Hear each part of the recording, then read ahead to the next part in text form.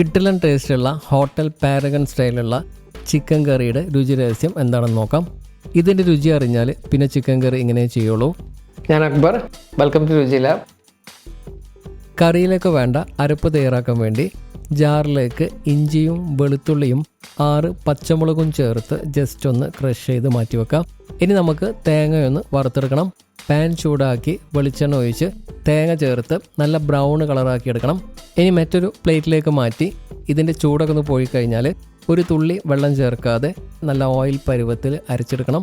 ഇത് തേങ്ങയിൽ നിന്ന് ഇറങ്ങിയ എണ്ണയാണ്. വെള്ളം ചേർത്ത് കഴിഞ്ഞാൽ ഇതിൻ്റെ കളറ് മാറും.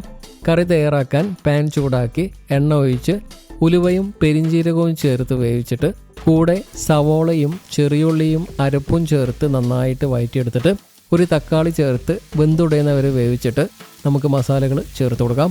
മല്ലിപ്പൊടി, മുളക് പൊടി, മഞ്ഞൾപ്പൊടി, ചിക്കൻ മസാല ഇത്രയും ചേർത്ത് മസാല നന്നായിട്ട് റോസ്റ്റ് ചെയ്തെടുത്തിട്ട് ഇതിലേക്ക് കട്ട് ചെയ്ത ചിക്കനും കൂടെ ഉപ്പും ചേർത്ത് 10 മിനിറ്റ് വേവിച്ചിട്ട് നമ്മൾ റെഡിയാക്കി വെച്ചിട്ടുള്ള അരപ്പും വെള്ളവും ചേർത്ത് വീണ്ടും അടച്ചു വെച്ച് 10 മിനിറ്റ് വേവിക്കുക.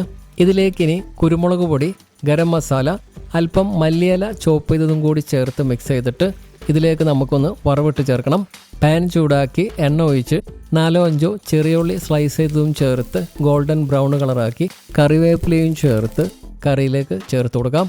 കറിയിലേക്ക് ചേർത്ത് കൊടുത്തു കഴിഞ്ഞാൽ നമ്മുടെ കിടിലൻ ചിക്കൻ കറി റെഡി.